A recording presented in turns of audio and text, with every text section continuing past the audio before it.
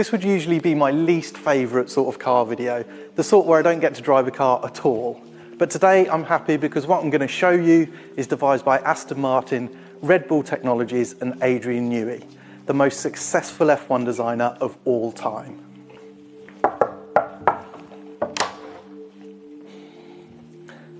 It's the most ambitious supercar project since the McLaren F1, and its performance is so far beyond the current players, it's hardly worth mentioning the likes of the McLaren P1 or LaFerrari.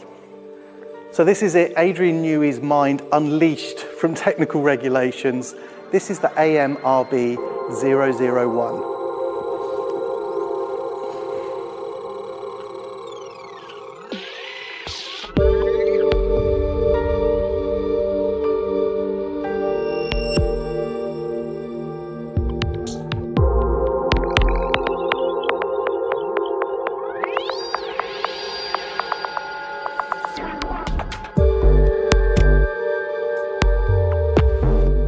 So how can any road car, and this is going to be a road car, be so much faster than anything we've experienced before?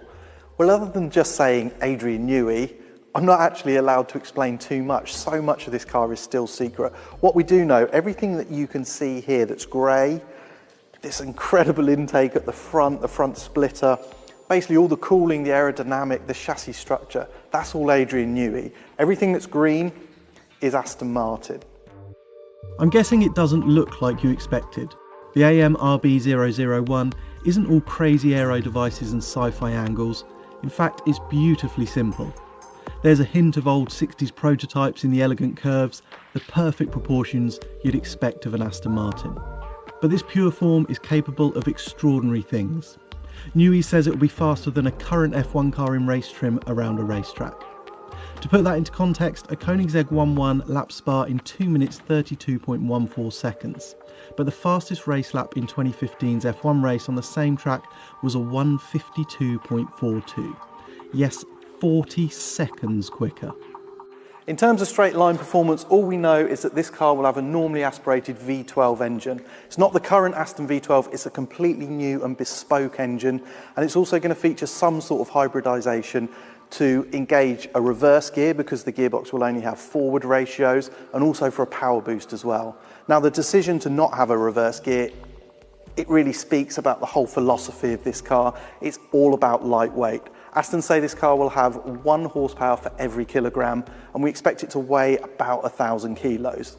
Of course, everything is made of F1 spec carbon fibre. There's not a single steel component in the entire structure of the car. So circa 1,000 horsepower, 4.5 G of cornering force, and lap times to shade an F1 car. These are uncharted territories, and they're pushing the boundaries with every single component. The brakes, what we know about them, they're going to be proper F1 style carbon, not carbon ceramic. The suspension, again, a bit of a mystery. We know it'll be inboard, push rod operated, and incredibly sophisticated. In terms of aero, there's not actually much active aero. The only thing that will move is this tiny little wing. There's going to be a little bit of trimming at different speeds. Again, this car is all about that crazy underbody and the active chassis. Inside, there's room for 2 full-grown adults, even adults who like beer and fast food, so we're told, but the driving position is going to be proper F1 style. Wheel here, right leg back, and your legs actually above your hip point. It's going to be a completely unique experience. Incredibly, Red Bull and Aston, well, they claim this is going to be a completely usable car. You'll be able to drive it till I'm on, probably drive around, compete in the 24-hour race and maybe even win it, and then drive home again. This extraordinary car will cost between £2 and £3 million. There'll be 99 homologated road cars and an even more extreme version just for the track, of which 24 will be produced.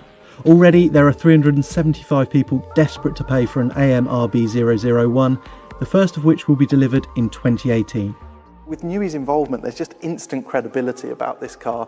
It blows apart the status quo. The supercar as we know it looks like is about to change forever. Right lads, when can we actually get a go in this thing?